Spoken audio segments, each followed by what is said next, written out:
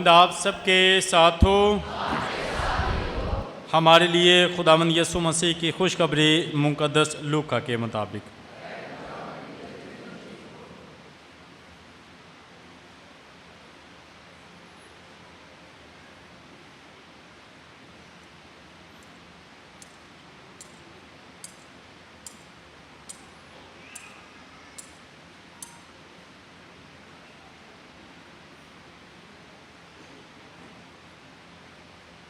नामे बाप की 11वीं आयत से सुनते हैं।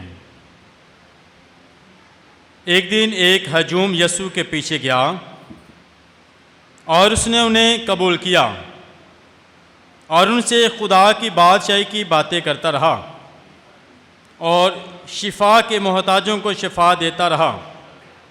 जब दिन ख़त्म होने लगा तब उन 12 ने आकर उससे कहा कि हजूम को रुखसत कर, ताकि आसपास के बस्तियों और गांव में जाएं और खाने को पाएं, क्योंकि हम यहाँ वीरान जगह में हैं। इस पर उसने उनसे कहा, तुम ही इनको खाने को दो।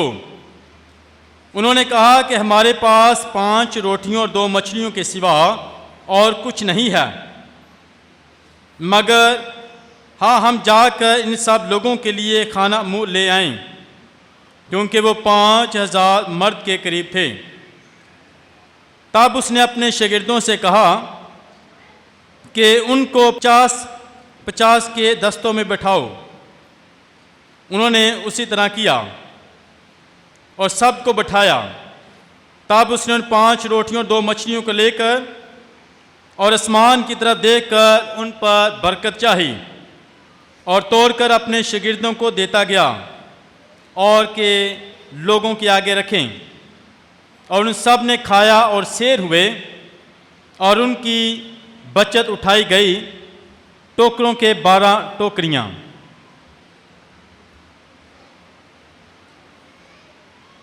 पाक अंजील के वसीला से हमारे गुनाह माफ़ किए जाएं। मसीह खुदावंद में नहायत अज़ीज़ मोमिनीन, आज पाकमान कलीसिया मसीह खुदावंद के बदन और खून की ईद मनाती है।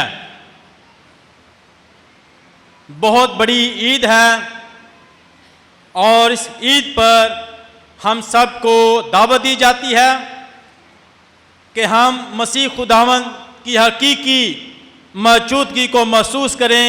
पाक यूक्रिस्ट में ईमान रखें कि मसीह खुदावंद हकीकी तौर पर पाक यूक्रिस्ट में मौजूद है।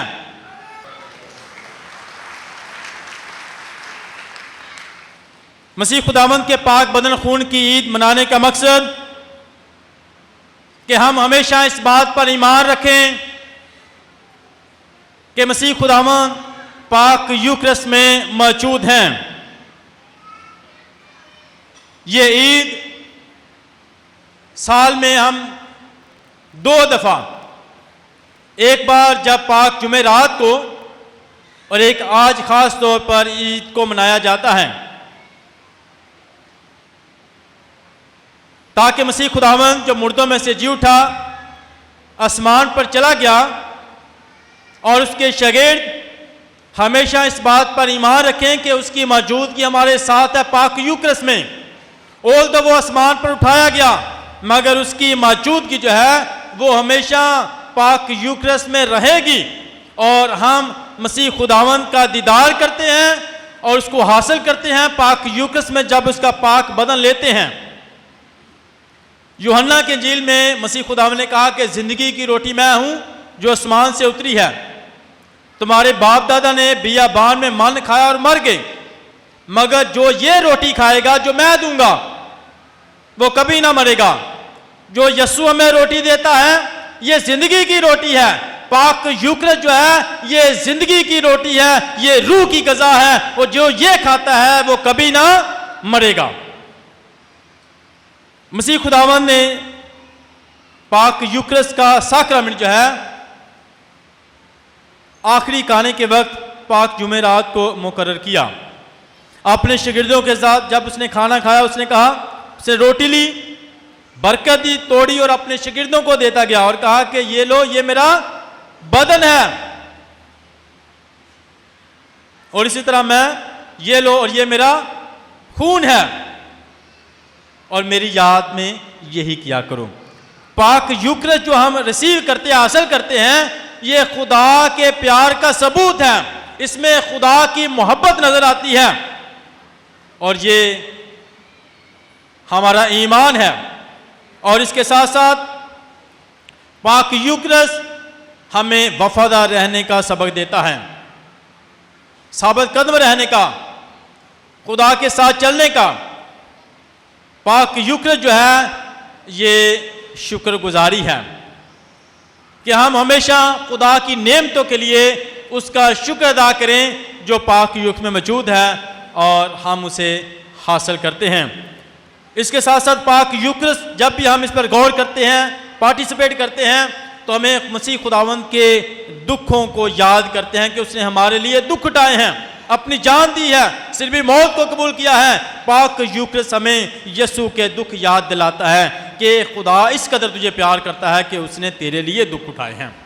पाक यूकरिस्ट में जब हम देखते हैं कि रोटी तोड़ी जाती है तो मसीह खुदावन ने सलीब पर अपने आप को तोड़ा है, उसने मेरे लिए तोड़ा है, आप सब के लिए अपने आप को तोड़ा है, ताकि हम भी दूसरों के लिए अपने आप को तोड़ सकें और आजिज़ और हलीम पड़ सकें।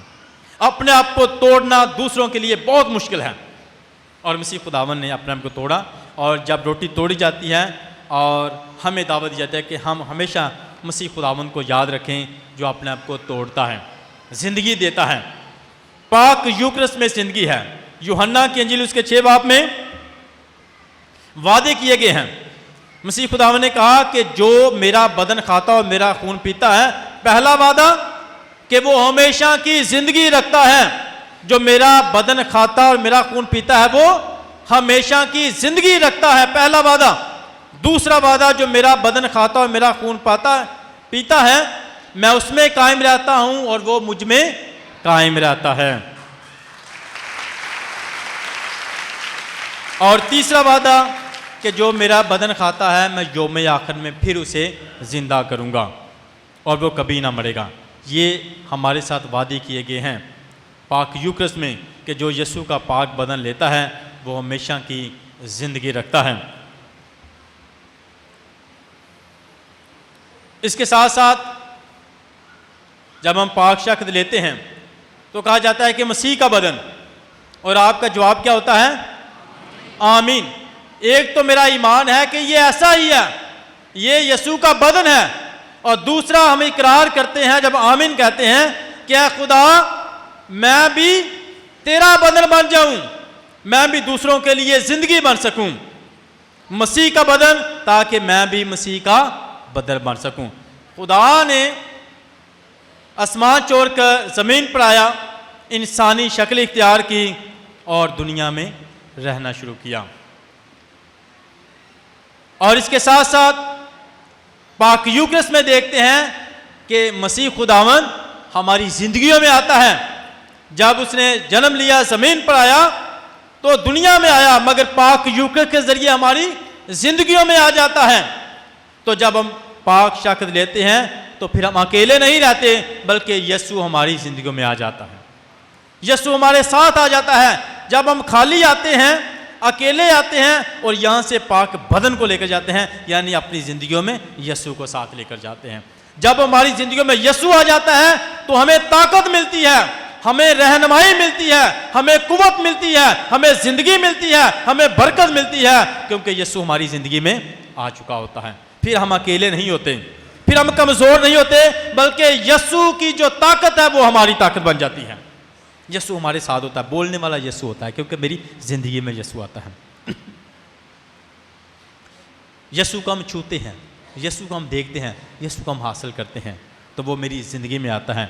और जब भी आप पाशक ले तो कहें कि यीशु तू मेरी ज़िंदगी में आ चुका है, मुझे बरकत दे, तेरे जैसा प्यार करूं, जैसा तू माफ़ करता है मैं भी वैसा ही माफ़ करूं, जैसा तू सबसे प्यार करता है मैं भी सबसे प्यार कर सकूं, जैसे तू अपनी ज़िंदगी सबके लिए देता है मैं भी अपनी ज़िंदगी सबके लिए दे सकूं, जैसे तू सबको कबूल करता है मैं भी सबको कबूल कर सकूं।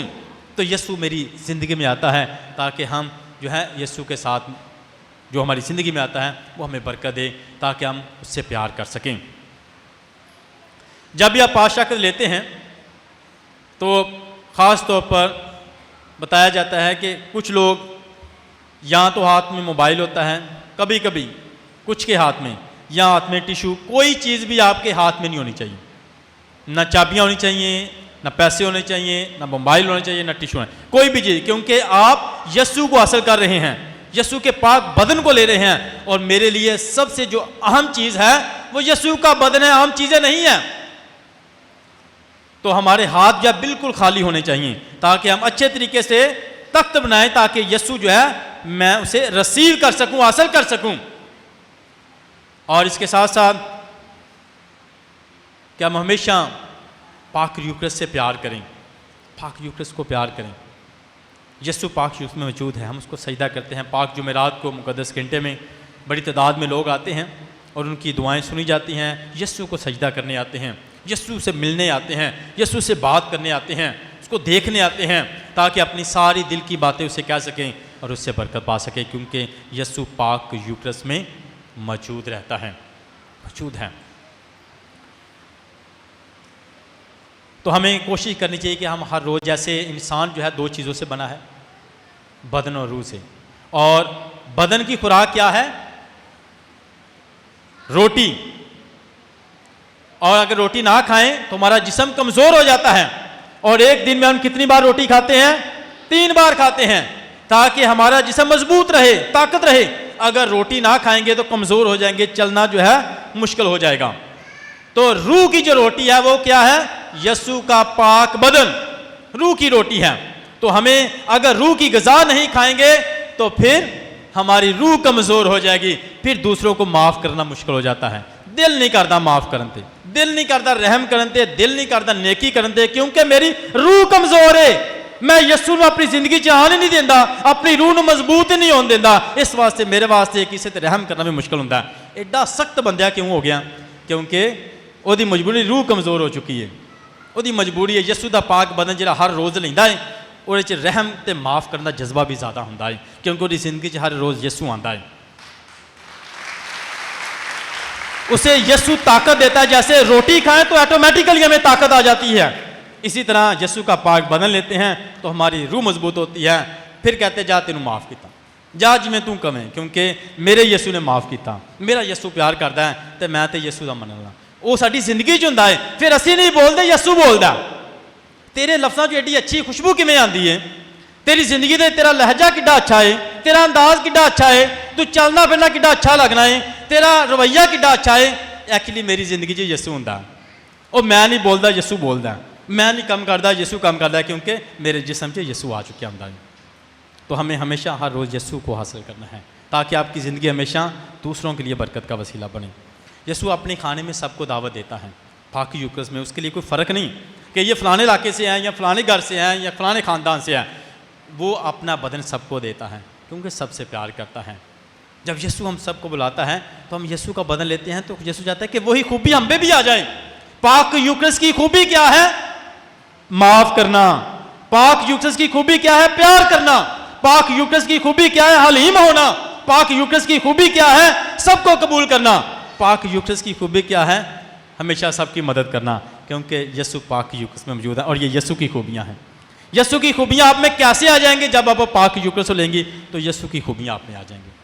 तो हमें हमेशा प्यार करना है, यस्सु के बाद बदन को हासिल करना है। दिन में 3 बार रोटी खाते हैं, और यस्सु के बदन को कितनी बार लेना चाहिए?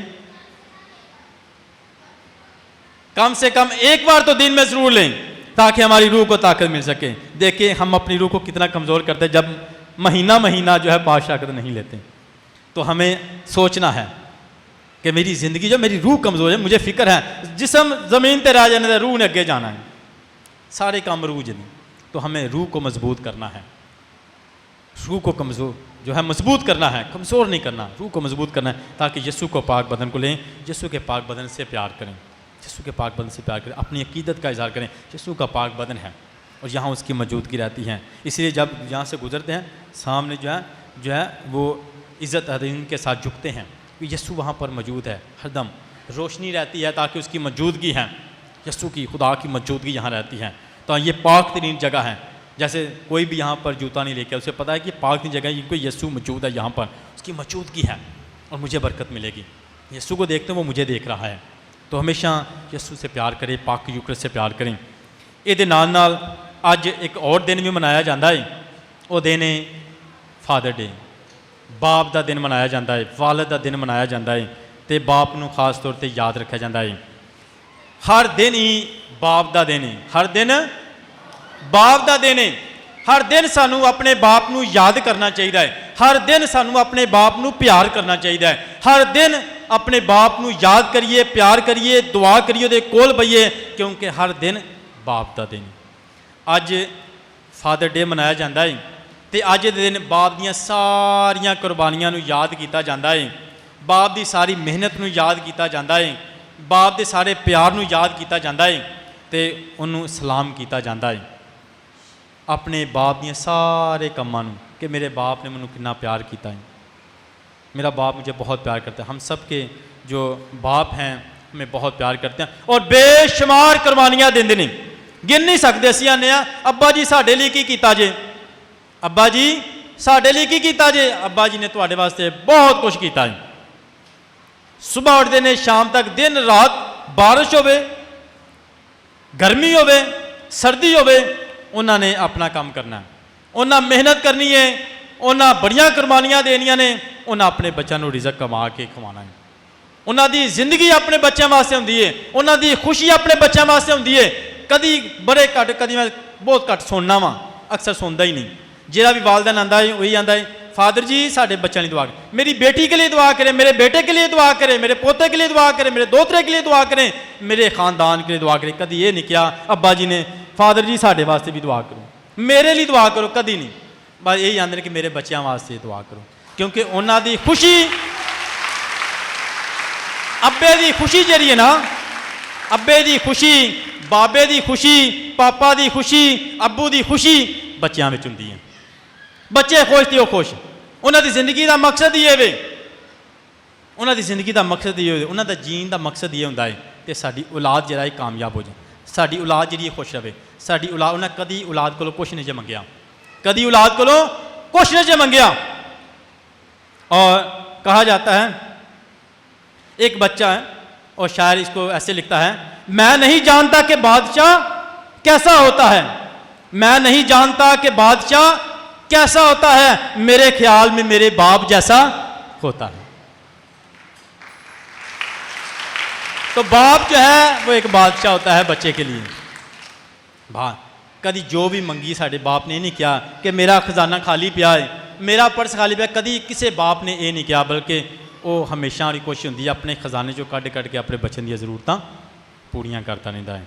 बाप एक बादशाह की तरह होंदा है तो अपने बच्चों को खुश रखता है, अपने बच्चों वास्ते जींदा है। मगर सानूं सोचना चाहिए, बाप भी तो इंसान है, उन्होंने भी तो भुख लगती है, वह भी तो थकदा है, उन्होंने भी तो नींदर आती है, वह भी तो दिल करता है वो आराम करे, वह दिल भी तो करता है चंगे कपड़े पाए, वह दिल भी तो करता है चंगे खाने खाए, वह दिल भी तो करता है उन्होंने कोई प्यार करे। बाप भी थकदा है, मगर बाप हमेशा आंदा है। भुखा भी हो तो आंदा मैनूं भुख नहीं होंदी, बाप भुखा भी हो तो आंदा मैनूं भुख नहीं हैगी। तो सानू बाप नूं हमेशा, पिछले महीने असीं मावां दा दिन मनाया, अज असीं बाप का दिन मनाने। यह दिन एक दिन इस मनाया जाता ताकि असी अगर पूरा साल तवज्जो नहीं दी तो अज तो कुवत पा जाइए, अज तो सोचिए, अज तो गौर करिए तो अब्बे नूं प्यार करना शुरू कर दिए। ये दिन दरअसल मनाया जाता है ताकि पूरा साल तवज्जो नहीं दी, इग्नोर किया है, भुल गए हैं, याद नहीं किया, तो अज तो असी दोबारा तो अपनियां किहड़ियां ने कमियां ते गौर करिए, कमजोरियां ते गौर करिए, तो अपने आप की जिंदगियां ते अब्बे नूं प्यार करना शुरू करिए। अब्बे जी होरां दी खुशी वड्डे तोहफियां विच नहीं हैगी। अब्बा तो यही चाहता है कि मेरा बेटा मेरी गल सुने तो मेरे कोल पवे। खुदा ने हुक्म दिता है कि अपने माँ बाप की 10 हुक्मां दे विच एक हुक्म है माँ बाप की इज्जत करना।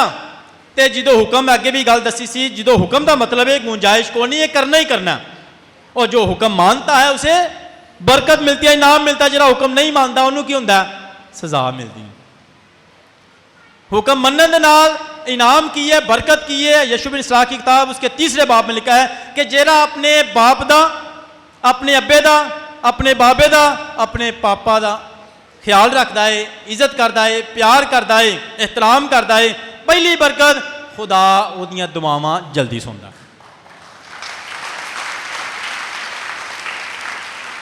दूसरी बरकत, जेड़ा अपने बाप की इज्जत करता है, खुदा उहदे गुनाहां नूं भी माफ़ कर देंदा। तीसरी बरकत, जेड़ा अपने बाप दा अदब करता है, लिखा है कि खुदा उसकी उम्र दराज करता है, लंबी उम्र खुदा उन्होंने अता करता है। तो चौथी बरकत, जब वो बुढ़ापे में जाता है उसकी औलाद भी उसकी इज्जत करती है। पांचवी बरकत कि उसके दुश्मन भी उसके दोस्त हो जाते हैं। दुश्मन होंगे ने ना जिहड़े खिलाफ गल्लां करते हैं, तुहाडा बुरा सोचते हैं, बुरा प्लान करते हैं, वो तुहाडे दुश्मन। तो किवें तुहाडे दोस्त बन जाएंगे, किवें उन्होंने ज़हन बदल जाएंगे जो तुसीं अपने बाप की इज्जत करोगे, तुहाडे दुश्मन भी तुहाडे दोस्त बन जाएंगे।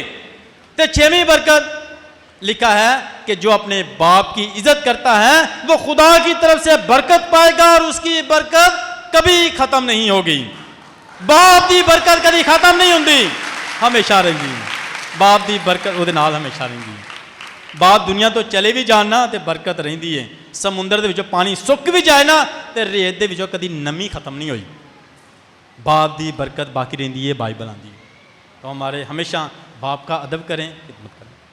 असी कदी कदी भुल जाने हाँ, असी भी। हाँ जी, मैं तुहानूं एक गल दसां सच्ची, मैं जिन तक मेरा बाप सी, अम्मी सी, ऐसा कोई दिन नहीं सी। ज़्यादा वक्त 12-13 साल तो मेरे स्टडी तो बाहर ही घरों निकल गए। जो मैं घर सा स्टडी करना सा 9वीं 10वीं क्लास, फिर छुट्टियां जाना हाँ घर, कोई ऐसा दिन नहीं हुंदा कि मैं अपने अब्बू नूं या अम्मी नूं दबाया ना होवे। लत्तां दबाना सा, कंधे दबाना सा, तो उन्होंने मैनूं बड़ियां दुआवां देनियां कि खुदा तेनूं बहुत बरकत दे, कामयाबी दे। तो वाकई उन्होंने दी दुआवां दे नाल सानूं बड़ी कामयाबी, बड़ी कामयाबी सोच भी नहीं सकते। खुदा इन्नी को कामयाबी देंदा है तो बड़ियां बरकतां देंदा है। वो दुआ दई आउंदे ने, दई तुसीं उन्हां दी खिदमत करके वेखो, एक नहीं उन्हां लगातार दुआ दी जानी।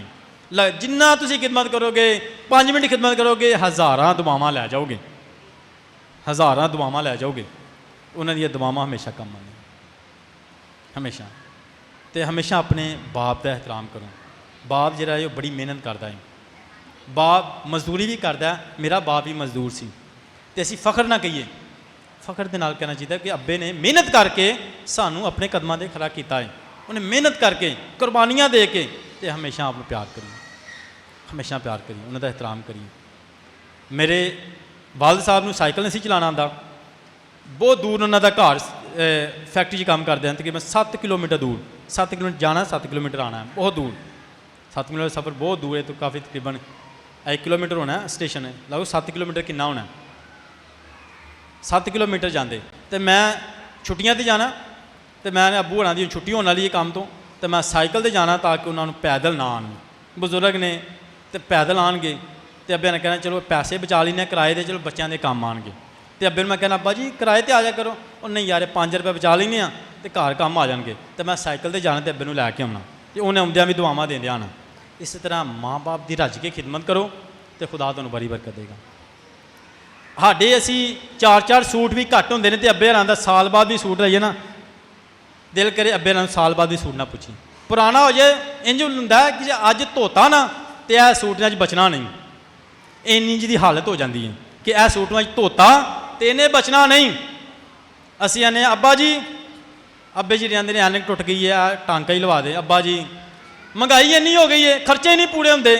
जो पुत्र तू बीमार सैं, अब्बे ने रात 12 बजे नहीं किया कि महंगाई हो गई है, पैसा घर को नहीं है, उन्हें तेन दवाई लिया के रात 12 बजे दी, फिर ही सुता है। कभी अब्बे ने नहीं किया है कि पुत्र महंगाई हो गई है। अज 10 बच्चे जिहड़े ना, एक बाप नूं पालना मुश्किल हो जाती है। एक बाप 10 बच्चों नूं पालदा रहा, एक बाप 10 बच्चों नूं पाल लैंदा है। बाप कहना तो आसान है, ये गल गौर ना सुनी, बाप कहना आसान है, मगर बाप कहलवाना जो है ना बड़ा औखा जी, बड़ा औखा। उन्होंने पता है जो बाप है। आने अब्बा जी की किया है, बहुत कुछ किया है। अज असी उन्ना कुछ करके वेखांगे अपने बच्चों वास्ते, फिर सानूं पता लगेगा जिन्ना साढ़े अब्बे जी साढ़े लिए करते हैं। अज साढ़े वास्ते बच्चों लिए करना बड़ा मुश्किल है। बाप कहना आसान है कि बाप कहलवाना जरा है बड़ा मुश्किल है। अब्बे हरां दे कोल बईए, अब्बे रे वडेरे हो जाए तो उन्होंने कुछ नहीं चाहिए, ना तुहाडे कपड़े चाहिए ने, ना तुहाडे तोहफे चाहिए ने, सिर्फ की चाहिए ਅੱਬਾ ਜੀ ਨੂੰ ਤੁਹਾਡਾ ਟਾਈਮ ਚਾਹੀਦਾ, ਅੱਬਾ ਜੀ ਨੂੰ ਤੁਹਾਡਾ ਵਕਤ ਚਾਹੀਦਾ। ਅਸੀਂ ਬੜੇ ਬਿਜ਼ੀ ਹੁੰਦੇ ਹਾਂ, ਬੜੇ ਬਿਜ਼ੀ ਹੁੰਦੇ ਹਾਂ। ਉਹ ਵਡੇਰੇ ਹੁੰਦੇ ਨੇ, ਵਡੇਰੇ ਹੋ ਜਾਂਦੇ, ਉਹਨਾਂ ਵਾਸਤੇ ਉਹਨਾਂ ਦੀ ਔਲਾਦ ਹੀ ਸਭ ਕੁਝ ਹੁੰਦੀ ਹੈ। ਉਹ ਵੀ ਚਾਹੁੰਦੇ ਨੇ ਸਾਡੇ ਕੋਲ ਸਾਡੀ ਔਲਾਦ ਬਵੇ, ਸਾਡੀ ਗੱਲ ਸੁਣੇ। ਅਗਰ ਤੁਸੀਂ ਆਪਣੇ ਅੱਬੇ ਦੇ ਦਿਲ 'ਚ ਠੰਡ ਪਾਉਣਾ ਚਾਹੁੰਦੇ ਹੋ ਨਾ, ਤੇ ਉਹਦੇ ਕੋਲ 5 ਚੰਦ ਘੜੀਆਂ ਬਹਿ ਕੇ ਉਹਦੀ ਗੱਲ ਸੁਣੋ। ਉਹਦੇ ਅੰਦਰ ਬਹੁਤ ਕੁਛ ਹੈ ਤੁਹਾਨੂੰ ਕਹਿਣ ਵਾਸਤੇ।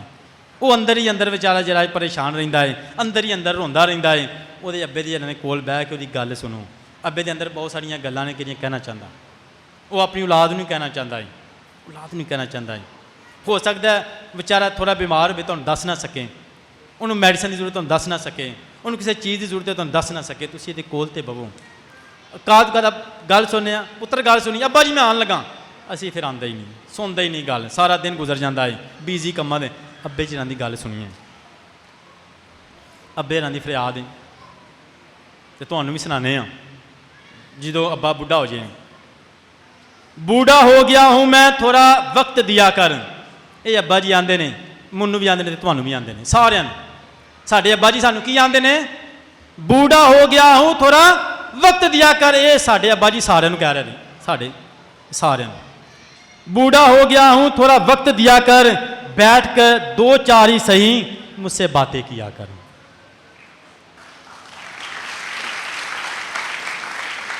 बूढ़ा हो गया हूँ थोड़ा वक्त दिया कर, बैठ कर 2-4 ही सही मुझसे बातें किया कर। तू ही मेरी लाठी है, तू ही मेरी रोशनी है, तू ही मेरी लाठी है, तू ही मेरी रोशनी है। कुछ पल के लिए साथ मेरे रास्ता तय किया कर। मर जाऊंगा एक दिन चला जाऊंगा छोड़ कर तुझे, मर जाऊंगा एक दिन चला जाऊंगा छोड़ कर तुझे। बाप हूँ तेरा मुझसे बातें किया कर। बूढ़ा हो गया हूँ थोड़ा वक्त दिया कर। तो साढ़े अब्बे जी होरां दी ਇਹ ਵੇ ਕਿ ਉਹਨਾਂ ਦੀ ਔਲਾਦ ਉਹਨਾਂ ਨੂੰ ਵਕਤ ਦਿਆ ਕਰੇ, ਅੱਬੇ ਹੋਰਾਂ ਨੂੰ ਵਕਤ ਦਿਏ ਕਰੀਏ, ਅੱਬੇ ਹੋਰਾਂ ਨੂੰ ਪਿਆਰ ਕਰੀਏ, ਤਾਂ ਕਿ ਖੁਦਾ ਦੇ ਕੋਲੋਂ ਬਰਕਤਾਂ ਪਾਈਏ। ਇਹਨਾਂ ਦੇ ਵਿੱਚ ਬੜੀਆਂ ਬਰਕਤਾਂ ਨੇ, ਬੜੀ ਵੱਡੀ ਨੇਮਤ ਹੈ। ਦੁਨੀਆ ਤੇ ਇੱਕ ਹੀ ਸ਼ਖਸ ਹੈ, ਮਾਂ ਅਜ਼ੀਮ ਅਸੇ 2, ਬੇਬੇ ਤੇ ਬਾਬਾ, ਮਾਂ ਬਾਪ, ਬੇਬੇ ਤੇ ਬਾਬਾ। ਇਹ ਹੀ ਤੁਹਾਡੇ ਤੇ ਦਿਲ ਤੋਂ ਦੁਆ ਕਰ, ਦੁਨੀਆ ਤੇ ਦਿਲ ਤੋਂ ਕੋਈ ਦੁਆ ਕਰਦੇ ਤੁਹਾਡੇ ਲਈ, ਤੁਹਾਡਾ ਬਾਪ ਤੇ ਮਾਂ, ਬੇਬੇ ਤੇ ਅੰਮਾ। ਇਹ ਬਰਕਤ ਜੇ। ਤੇ ਬਾਬੇ ਨੂੰ ਕਦੀ ਦੁੱਖ ਨਾ ਦਈਏ, ਬਾਬੇ ਦੇ ਕੋਲ ਬਈਏ, ਬਾਬੇ ਨੂੰ ਪਿਆਰ ਕਰੀਏ। ਇਹ ਘਰ ਦਾ ਤਾਲਾ ਹੈ, ਘਰ ਦੀ ਸਿਕਿਉਰਿਟੀ ਹੈ, ਘਰ ਦੀ ਬਰਕਤ ਹੈ। ਜਿਸ ਦਿਨ ਬਾਬੇ ਜੀ ਚਲੇ ਜਾਣ ਨਾ, ਸਮਝੋ ਬਰਕਤ ਵੀ ਚਲੀ ਗਈ। ਬਰਕਤ ਵੀ ਸਾਡੇ ਤੇ ਬੋਝ ਨਹੀਂ ਹੁੰਦੇ, ਸਾਡੇ ਤੇ ਬੋਝ ਨਹੀਂ ਹੁੰਦੇ, ਬਲਕਿ ਬਹੁਤ ਵੱਡੀ ਬਰਕਤ ਜੇ। ਬਹੁਤ ਕਦੇ ਕਦੇ ਬੜੇ ਦੁੱਖ ਦਿੱਤੇ ਨੇ। ਅੱਬਾ ਜੀ ਤੁਹਾਨੂੰ ਕੀ ਪਤਾ, ਅੱਬਾ ਜੀ ਤੁਹਾਨੂੰ ਕੀ ਪਤਾ। ਅੱਬਾ ਜੀ ਹਰਾਂ ਨੇ ਜ਼ਿੰਦਗੀਆਂ ਪੜ੍ਹੀਆਂ ਨੇ, ਹਾਂ ਕਿਤਾਬਾਂ ਪੜ੍ਹੀਆਂ ਨੇ, ਅਸੀਂ ਨੇ ਅੱਬਾ ਜੀ ਤੁਹਾਨੂੰ ਕੀ ਪਤਾ, ਉਹਨਾਂ ਜ਼ਿੰਦਗੀਆਂ ਪੜ੍ਹੀਆਂ ਨੇ। ਤੇ ਹਮੇਸ਼ਾ ਆਪਣੇ ਬਾਪ ਨੂੰ ਕਦੀ ਨਹੀਂ ਕਹੀਏ, ਬਹੁਤ ਵੱਡੀ ਬਰਕਤ ਹੈ। ਅੱਬੇ ਨੂੰ ਉਹ ਤੇ ਪਿਓ ਹੈ ਨਾ। ਜਦੋਂ ਅਸੀਂ ਜਵਾਨ ਹੁੰਦੇ ਹਾਂ, ਛੋਟੇ ਹੁੰਦੇ ਹਾਂ ਨਾ, ਤੇ ਸਾਡੀ ਕੌਣ ਤਾਕਤ ਕੌਣ ਹੁੰਦਾ? ਬਾਪ। ਅੱਬਾ ਜੀ ਹਨ ਨਾ, ਵੇਖ ਲੈਣਗੇ, ਕੋਈ ਵੀ ਕੰਮ ਹੋਵੇ ਨਾ, ਚਲੋ ਕਰ ਲੈਂਦੇ ਹਾਂ, ਵੇਖ ਲੈਣਗੇ ਅੱਬਾ ਜੀ ਹੈ ਨਹੀਂ। ਵਾਕਈ, ਕਿਉਂਕਿ ਸਾਨੂੰ ਭਰੋਸਾ ਹੁੰਦਾ ਕਿ ਸਾਡਾ ਬਾਪ ਸੰਭਾਲ ਲੇਗਾ ਸਾਰਾ ਕੁਛ। ਸਾਨੂੰ ਆਪਣੇ ਬਾਪ 'ਤੇ ਬੜਾ ਭਰੋਸਾ ਹੁੰਦਾ ਹੈ। ਹਰ ਕੋਈ ਕਹਿੰਦਾ ਅੱਬਾ ਜੀ ਹੈ ਨੇ, ਵੇਖ लेंगे, ਪਿਓ ਹੈ ਨਾ, ਵੇਖ ਲੇਗਾ। तो हमें हमेशा जो है आपसे प्यार करना चाहिए। बूढ़े हो जाए तो साढ़े बोझ नहीं होंगे, बूढ़े होंगे बोझ नहीं होंगे। बड़ी दफ़ा दुख भी दिता होना है, उच्ची आवाज़ गल भी की होनी है। वडेरे हो जाते हैं जो असी सन और मां ने साडियां गल्लां सुनते रहने, वडेरे हो जाना जरा और देर लाते हैं, जरा गल कर लग्या देर लाते, जरा उठन लग्या सी अब्बा जी कह भी दवो गल, अब्बा जी हुण की हो गया। उन्हें कभी उन्होंने तो इन्ने प्यार ने साडियां गल्लां सुनते होंदे हन, बार बार रिपीट करते हैं, सानू चलना सिखाते सन। असी अज जाने अब्बा जी जल्दी बोलो की कहना जे। उन्हें कभी गुस्से नाल गल नहीं, अज असीं गुस्से नाल गल करने, अब्बे नाल प्यार करिए। एक खानदान सी, बंदा काम करता ही, प्यो का वडेरा हो गया, दुआ करता खुदा मैनू बेटा अता कर। बड़ा अच्छा बंदा सी, खुदा ने बेटा दे दिता, मेहनती सी, अपने काम में बड़ा वफादार सी। मालक ने उसकी तनख्वाह बढ़ा दी, मालक ने उसकी तनख्वाह दे दी, बड़ा खुश हो गया, बेटा भी मिल गया तो तनख्वाह भी बढ़ गई।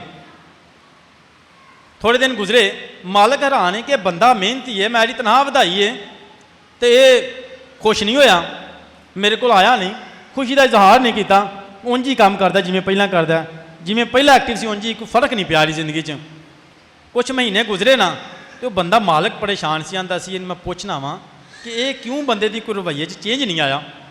ਉਹਨੇ ਕੁਛ ਮਹੀਨਿਆਂ ਬਾਅਦ ਉਹਦੀ ਤਨਖਾਹ ਘਟਾ ਦਿੱਤੀ, ਬੰਦਾ ਫਿਰ ਉਂਝ ਹੀ, ਕੋਈ ਫਰਕ ਨਹੀਂ ਆਇਆ, ਜਿਵੇਂ ਪਹਿਲਾਂ ਕੰਮ ਕਰਦਾ ਸੀ ਹੁਣ ਵੀ ਉਂਝ ਹੀ ਕੰਮ ਕਰਦਾ ਮਿਹਨਤ ਨਾਲ, ਕੋਈ ਫਰਕ ਨਹੀਂ ਆਇਆ, ਨਾ ਰਵੱਈਏ 'ਚ ਤੇ ਨਾ ਕੰਮ 'ਚ। ਮਾਲਕ ਬੜਾ ਹੈਰਾਨ ਹੋਇਆ, ਉਹਨੇ ਕਿਹਾ ਬੁਲਾਓ ਜੀ ਇਹਨੂੰ। ਉਹਨੇ ਕਿਹਾ ਬੰਦਿਆ, ਇੱਕ ਦਿਨ ਮੈਂ ਤੇਰੀ ਚੰਦ ਮਹੀਨੇ ਪਹਿਲਾਂ ਤਨਖਾਹ ਵਧਾਈ ਸੀ, ਤੇਰੀ ਜ਼ਿੰਦਗੀ 'ਚ ਕੋਈ ਫਰਕ ਨਹੀਂ ਆਇਆ, ਹੁਣ ਮੈਂ ਤੇਰੀ ਤਨਖਾਹ ਘਟਾ ਦਿੱਤੀ ਹੈ ਤੇ ਫਿਰ ਵੀ ਕੋਈ ਫਰਕ ਨਹੀਂ ਆਇਆ। ਉਹਨੇ ਕਿਹਾ ਜਿੱਦਣ ਤੁਸੀਂ ਮੇਰੀ ਤਨਖਾਹ ਵਧਾਈ ਸੀ ਉਸ ਦਿਨ ਮੇਰੇ ਘਰ ਮੇਰਾ ਬੇਟਾ ਪੈਦਾ ਹੋਇਆ ਸੀ।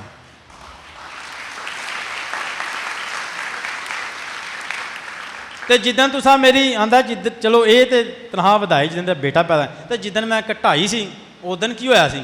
ਆਂਦਾ ਉਸ ਦਿਨ ਮੇਰਾ ਬਾਪ ਫੌਤ ਹੋ ਗਿਆ ਸੀ। ਉਸ ਦਿਨ ਮੇਰਾ ਬਾਪ, ਕਿਉਂਕਿ ਜਿਹੜਾ ਦੁਨੀਆ 'ਤੇ ਆਂਦਾ ਨਾ ਉਹ ਰਿਜ਼ਕ ਲੈ ਕੇ ਆਉਂਦਾ, ਅਸੀਂ ਕੁਛ ਨਹੀਂ ਦਿੰਦੇ, ਅਸੀਂ ਆਪਣੇ ਮਾਂ ਬਾਪ ਨੂੰ ਕੁਛ ਨਾ ਜੇ ਦਿੰਦੇ, ਅੱਬਾ ਜੀ ਮੈਂ ਪਾਲਣਾ ਪਿਆਵਾਂ, ਕੁਛ ਨਾ ਜੇ ਦਿੰਦੇ, ਅਸੀਂ ਦੇਣ ਜੋਗੇ ਹੀ ਨਹੀਂ ਉਹਨਾਂ ਨੂੰ, ਤੇ ਰੱਬ ਦਿੰਦਾ ਹੈ। ਉਹ ਬੇਟਾ ਆਇਆ, ਉਹਦੀ ਤਨਖਾਹ ਵਧ ਗਈ, ਉਹ ਰਿਜ਼ਕ ਲੈ ਕੇ ਆਇਆ ਸੀ ਨਾਲ, ਤੇ ਜਦੋਂ ਤਨਖਾਹ ਘਟ ਗਈ ਨਾ, ਬਾਪ ਦਾ ਰਿਜ਼ਕ ਸੀ ਉਹ ਖਤਮ ਹੋ ਗਿਆ, ਬਾਪ ਦਾ ਰਿਜ਼ਕ ਉਹ ਖਤਮ ਹੋ ਗਿਆ। ਅਸੀਂ ਕਦੀ ਆਪਣੇ ਮਾਂ ਬਾਪ ਨੂੰ ਆਪਣੇ ਕੋਲ ਕੁਛ ਨਹੀਂ ਦਿੰਦੇ, ਉਹ ਤਾਂ ਰਿਜ਼ਕ ਖੁਦਾ ਦਿੰਦਾ, ਉਹ ਦਿੰਦਾ ਰਹਿੰਦਾ।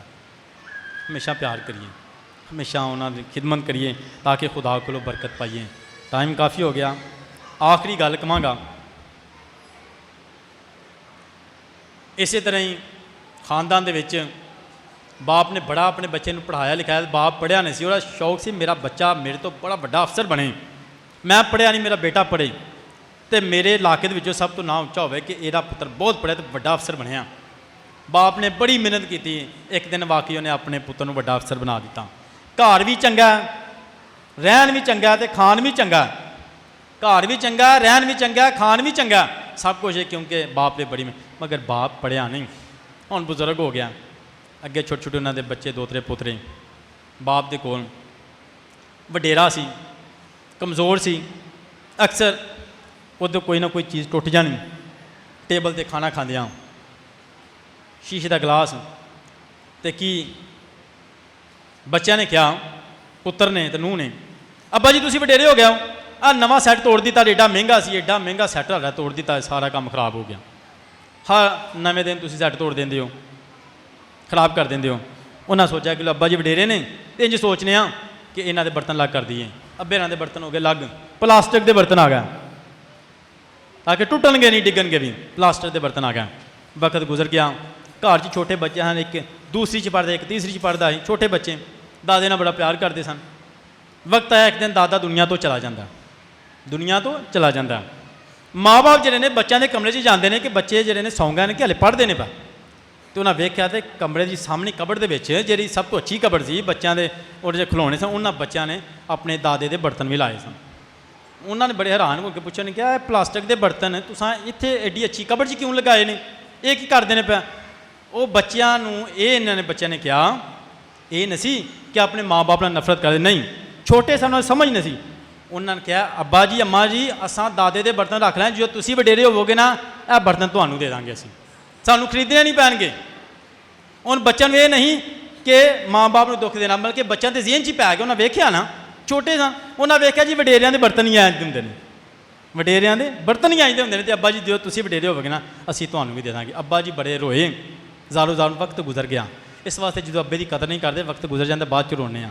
ਅੱਬੇ ਜਿਹੜੀ ਕੋਲ ਨੇ ਨਾ, ਤੇ ਅੱਬੇ ਨੂੰ ਅੱਜ ਘੁੱਟ ਕੇ ਗਲੇ ਮਿਲੀਏ ਤੇ ਕਹੀਏ ਅੱਬਾ ਜੀ ਮੈਂ ਆਪਕੋ ਬਹੁਤ ਪਿਆਰ ਕਰਤਾ ਹੂੰ, ਘੁੱਟ ਕੇ ਅੱਬੇ ਨੂੰ ਠੰਡ ਪੈ ਜਾਏਗੀ। ਅੱਬੇ ਨੂੰ ਘੁੱਟ ਕੇ ਗਲੇ ਮਿਲਾਂਗੇ, ਅੱਬੇ ਨੂੰ ਠੰਡ ਪੈ ਜਾਏਗੀ। ਖੁਦਾ ਤੁਹਾਨੂੰ ਬਰਕਤ ਦੇਵੇ ਤਾਂ ਕਿ ਤੁਸੀਂ ਅੱਜ ਆਪਣੇ ਅੱਬੇ ਨੂੰ ਖੁਸ਼ ਕਰਨਾ, ਅੱਜ ਆਪਣੇ ਅੱਬੇ ਨੂੰ ਪਿਆਰ ਕਰਨਾ, ਅੱਬੇ ਦੀ ਪਸੰਦ ਦਾ ਖਾਣਾ ਬਣਾਉਣਾ ਹੈ, ਅੱਜ ਘਰ ਕੇਕ ਕੱਟਣਾ ਹੈਗਾ ਤੇ ਅੱਬੇ ਨੂੰ ਗਲੇ ਮਿਲਣਾ ਹੈ। ਇਹ ਕਹਿਣਾ ਅੱਬਾ ਜੀ ਸਾਡੇ ਵਾਸਤੇ ਤੁਸੀਂ ਬਹੁਤ ਕੁਛ ਕੀਤਾ ਹੈ। ਜਿਹੜੇ ਖੁਦਾ 'ਚ ਸੋ ਗਏ ਨੇ ਉਹਨਾਂ ਵਾਸਤੇ ਦੁਆ ਮੰਗ ਕੇ ਕਹਿਣਾ ਹੈ ਕਿ ਅੱਬਾ ਜੀ ਤੁਸੀਂ ਸਾਡੇ ਵਾਸਤੇ ਬਹੁਤ ਕੁਛ ਕਰਕੇ ਗਏ ਹੋ। ਜਿਹੜੇ ਕੋਲ ਨੇ ਉਹਨਾਂ ਨੂੰ ਵੀ ਕਹੋ ਅੱਬਾ ਜੀ ਤੁਹਾਡੇ ਵਾਸਤੇ ਬਹੁਤ ਕੁਝ ਤੁਸੀਂ ਕੀਤਾ, ਤੁਹਾਡਾ ਸ਼ੁਕਰੀਆ, ਥੈਂਕ ਯੂ ਵੈਰੀ ਮਚ।